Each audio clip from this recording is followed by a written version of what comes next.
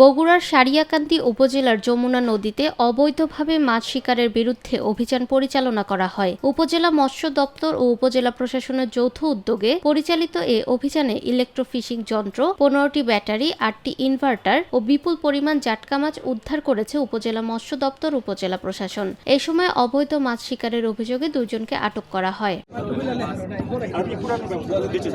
পরে আটক 2 জনকে ভ্রাম্যমাণ আদালতের মাধ্যমে প্রত্যেককে 10,000 টাকা করে জরিমানা করা হয়। জরিমানার অর্থ অনাদয়ে তাদের 15 দিনের বিনাশ্রম কারাদণ্ড দেওয়া হয়েছে। অভিযানে উদ্ধার করা জাটকা মাছ উপজেলার 2টি মাদ্রাসায় বিতরণ করা হয়। যমুনাতে প্রতিনিয়ত ইলেকট্রিক শকে মাছ ধরাটা এক প্রকার মহামারীর মতো দেখা গেছে। আমি নিয়মিত আমাদের উপজেলা প্রশাসনের সহায়তা নিয়ে আমার দপ্তর নিয়মিত এখানে অভিযান পরিচালনা করে থাকে।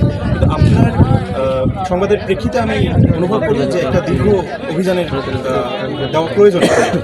সেই জন্যই গতকাল আমি যে পরিকল্পনা করি ইউনো মহোদয়ের নির্দেশেই আমি আজকে সেহরি খাওয়ার পরই টোটাল টিম নিয়ে ইউনো মহোদয়ের নির্দেশে এবং আমাদের উপজেলা প্রশাসন এবং সারিয়াকান্দি থানা পুলিশের সহযোগিতা নিয়ে আজকে অভিযান পরিচালনা করি। 2 জনকে আটক করা হয় এবং তাদেরকে মোবাইল কোর্টের মাধ্যমে সাজা প্রদান করা হয়। 10,000 টাকা অর্থদণ্ড, অনাদায়ে 15 দিনের বিনাশ্রম কারাদণ্ড প্রদান করা হয় এবং কিছু 15 পিস ব্যাটারি এবং অন্যান্য মাছ ধরার সামগ্রী সেগুলো জব্দ করা হয়। বিধি মোতাবেক সেগুলো নিষ্পত্তি করা হয়। উপজেলা নির্বাহী কর্মকর্তা সুমাইয়া ফেরদৌস জানান, যমুনা নদীতে অবৈধ ইলেকট্রোফিশিং ও জাটকা নিধন রোধে এ ধরনের অভিযান নিয়মিত পরিচালনা করা হবে। উপজেলা মৎস্য কর্মকর্তা বলেন, মৎস্য সম্পদ রক্ষায় ভবিষ্যতেও এ ধরনের অভিযান অব্যাহত থাকবে।